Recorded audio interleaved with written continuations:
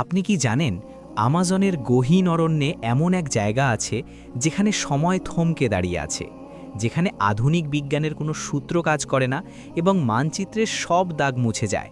প্রতি বছর হাজার হাজার মানুষ এই জঙ্গলে হারিয়ে যায়, যাদের কোনো হদিশ আজ পর্যন্ত পাওয়া যায়নি। কিন্তু কেন?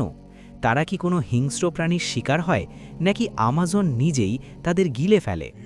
আজ আমি আপনাদের শোনাবো আমাজনের নিষিদ্ধ এক অঞ্চলের গল্প, যেখানে যাওয়ার সাহস আজ পর্যন্ত কোনো ক্যামেরা বা ড্রোন দেখাতে পারেনি।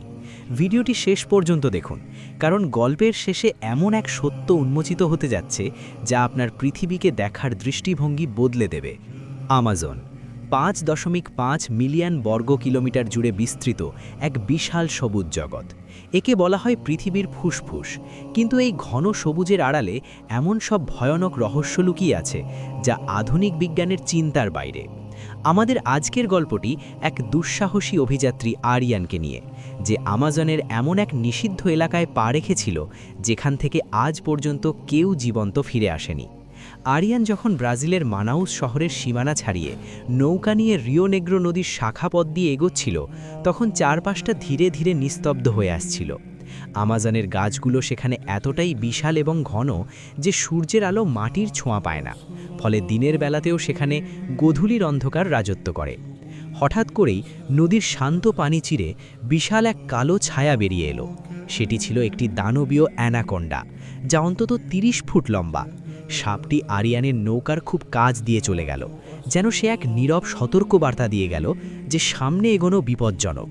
কিন্তু আরিয়ানের লক্ষ্য ছিল আদিবাসীদের মুখে শোনা সেই রহস্যময় স্বর্ণপুরী বা এলডোরাডো খুঁজে বের করা। জঙ্গল যত গভীর হতে লাগলো, চারপাশের শব্দগুলো তত বেশি অচেনা হয়ে উঠতে শুরু করলো। বন্ধুরা, আরিয়ানের এই রোমাঞ্চকর যাত্রা আরও গভীরে যাওয়ার আগে আপনাদের কাছে একটি ছোট্ট অনুরোধ। আমাজনের এই রহস্যময় গল্পটি যদি আপনাদের ভালো লেগে থাকে, তবে এখনই আমাদের চ্যানেলটি সাবস্ক্রাইব করুন এবং ভিডিওটিতে একটি লাইক দিয়ে আমাদের পাশেই থাকুন, কারণ আপনাদের একটি লাইক আমাদের নতুন নতুন রহস্য খুঁজে পেতে অনেক বেশি অনুপ্রেরণা দেয়। ভয়ঙ্কর সেই সাপের হাত থেকে বেঁচে আরিয়ান যখন জঙ্গলের ভেতরে তাঁবু গাড়ল, তখন মাঝরাতে তার ঘুম ভাঙল এক অদ্ভুত ঘ্রাণে। মনে হচ্ছিল যেন হাজার বছরের পুরনো কোনো ভিজে মাটির গন্ধে চারপাশ ভরে গেছে। সে টর্চের আলো ফেলতেই দেখল গাছের ডালে বসে আছে একজোড়া জলজলে হলুদ চোখ। একটি বিশাল জাগুয়ার তাকে পর্যবেক্ষণ করছে। অদ্ভুতভাবে জাগুয়ারটি তাকে আক্রমণ না করে বনের আরও গভীরে হাঁটা দিল, আর আরিয়ানও যেন কোনো সম্মোহনের বশবর্তী হয়ে তার পিছু নিল। ঘণ্টার পর ঘণ্টা হাঁটার পর সে লতাপাতার আড়ালে এমন কিছু দেখল যা দেখে তার রক্ত হিম হয়ে গেল।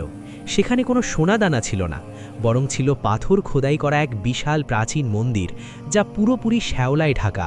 মন্দিরের গায়ে খোদাই করা ছিল এমন সব প্রাণীর ছবি যা বর্তমানে পৃথিবীতে নেই।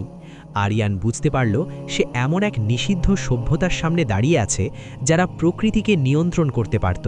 ঠিক তখনই হঠাৎ আকাশ ভেঙে প্রচণ্ড শব্দে বৃষ্টি শুরু হলো, আর সেই বৃষ্টির শব্দে মনে হচ্ছিল যেন পুরো জঙ্গল একসাথে চিৎকার করে উঠছে। আরিয়ান বুঝতে পারল আমাজন তার এই গোপন রহস্য বেশিক্ষণ মানুষের চোখের সামনে রাখতে চায় না। সে যখন প্রাণ ভয়ে দৌড়ে তার নৌকায় ফিরে এলো, তখন পিছন ফিরে তাকিয়ে দেখল সেই রহস্যময় মন্দিরটি ঘন কুয়াশার আড়ালে ভোজবাজির মতো উধাও হয়ে গেছে। আজও আরিয়ান রাতে ঘুমানোর সময় সেই বনের ডাক শুনতে পায়, যেন আমাজন তাকে আবার ডাকছে। কিন্তু সেই রহস্যময় পথ আর কোনো দিন খুঁজে পাওয়া যায়নি। আমাজন আজও এক অমীমাংসিত বিস্ময় হয়ে আমাদের মাঝে টিকে আছে, যেখানে মানুষ নয়, বরং প্রকৃতি একমাত্র ঈশ্বর।